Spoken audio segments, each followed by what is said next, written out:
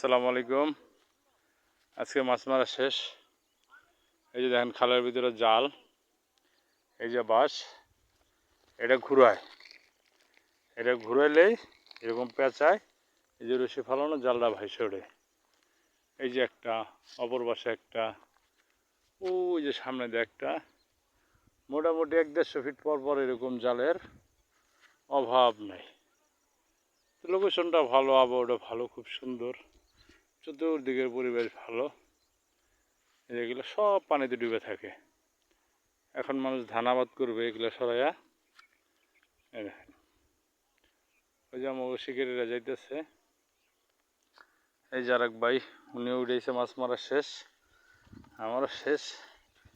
যাইতেছি। অনেকে জিজ্ঞেস করেন ভাই লোকেশনটা কোন জায়গায়। এটা পরে কালীগঞ্জের ভিতরে নুরুন সাহেবের বাড়ি বললেই এই খালপাড়ে নিয়ে আসছে, অটো পাওয়া যায় নুরুন বাজার থেকে, অটো ডাইরেক্ট আসছে।